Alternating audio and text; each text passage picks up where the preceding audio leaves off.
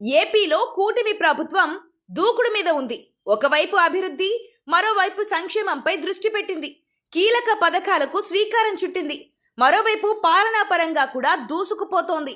అమరావతి రాజధానితో పాటు పోలవరం ప్రాజెక్టు పనులు శరవేగంగా జరుగుతున్నాయి. మరోవైపు మౌలిక వసతుల కల్పన కూడా జరుగుతోంది. అన్నింటికీ మించి భారీగా రాష్ట్రానికి పెట్టుబడులు వస్తున్నాయి. కేంద్ర ప్రభుత్వ రంగ సంస్థలు సైతం ఏర్పాటవుతున్నాయి. ఇవి సన్నాహాలు ప్రారంభిస్తే కూటమి ప్రభుత్వం పట్ల ప్రజల్లో సానుకూలత ప్రారంభం కావడం ఖాయం. అదే ఇప్పుడు వైఎస్ఆర్ కాంగ్రెస్ పార్టీని కలవరపెడుతోంది. ఈ విషయంలో ఏం చేయాలో ఆ పార్టీకి పాలుపోవడం లేదు. కూటమి అధికారంలోకి వచ్చి ఏడాది అవుతోంది. ఇంకా సంక్షేమ పథకాలు అమలు ప్రారంభం కాలేదని వైఎస్ఆర్ కాంగ్రెస్ పార్టీ ఆక్షేపిస్తూ వస్తోంది.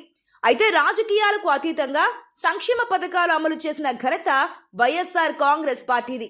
అయినా సరే ప్రజలు తిరస్కరించారు. అభివృద్ధి లేదన్న అపవాదుతోనే వైఎస్ఆర్ కాంగ్రెస్ పార్టీ ఓడిపోయింది. కానీ ఇప్పుడు కూటమి ప్రభుత్వం బ్యాలెన్స్ చేసుకుంటూ ముందుకు సాగుతోంది. ఒకవైపు పెద్ద ఎత్తున అభివృద్ధి చేస్తోంది, ఇంకోవైపు పాలనాపరమైన నిర్ణయాలు తీసుకుంటోంది. అదే సమయంలో సంక్షేమ పథకాలు అమలు చేస్తోంది. ఇది ఎక్కడ ప్రభుత్వానికి సానుకూలతగా మారిపోతుందన్న ఆందోళన వైఎస్ఆర్ కాంగ్రెస్ పార్టీలో ఉంది. అందుకే గత ఏడాదిగా సంక్షేమ పథకాలు అమలు విషయంలో కూటమి మాట తప్పిందన్న విమర్శలు చేసింది. ఇప్పుడు పథకాలు అమలు చేస్తుండటంతో ఏం చేయాలో ఆ పార్టీకి పాలుపోవడం లేదు.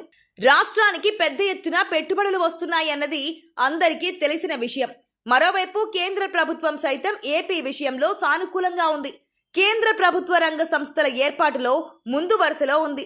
అమరావతి నిర్మాణం ప్రారంభమైంది. పోలవరం ప్రాజెక్టు పనులు ఊపందుకున్నాయి. మరోవైపు చంద్రబాబు బనకచర్ల అంటూ కొత్త నినాదాన్ని తెరపైకి తెచ్చారు. ఇవన్నీ వైఎస్ఆర్ కాంగ్రెస్ పార్టీలో ఆందోళనకు గురిచేసే విషయాలే. ఇటువంటి పరిస్థితుల్లో ఏపీకి భారీగా పెట్టుబడులు వస్తుండడం ఆ పార్టీకి కంటగింపుగా మారింది అన్న అనుమానాలు కూడా ఉన్నాయి. అందుకే పెట్టుబడులు రాకుండా ఇన్వెస్టర్లకు ఈమెయిల్ రూపంలో ఫిర్యాదులు చేస్తున్నారని రాష్ట్ర ఆర్థిక శాఖ మంత్రి పయ్యావుల కేశవ్ చెప్పుకొచ్చారు. వైఎస్ఆర్ కాంగ్రెస్ పార్టీ కార్యాలయం నుంచి ఈ కుట్ర జరిగిందని ఆరోపించారు. అయితే వైఎస్ఆర్ కాంగ్రెస్ పార్టీ గతంలో కూడా ఇటువంటి ఆరోపణలను ఎదుర్కొంది. 2014లో అధికారంలోకి వచ్చింది తెలుగుదేశం పార్టీ.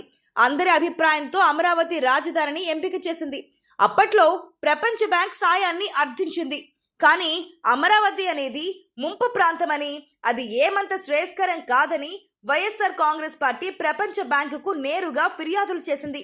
అటు తర్వాత ప్రపంచ బ్యాంక్ సాయాన్ని టీడీపీ ప్రభుత్వం వద్దనుకుంది.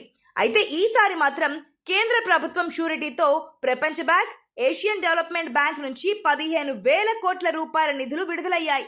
కేంద్ర ప్రభుత్వ ప్రమేయంతో విడుదల కావడంతో వైఎస్ఆర్ కాంగ్రెస్ పార్టీ ఫిర్యాదు చేసేందుకు భయపడింది.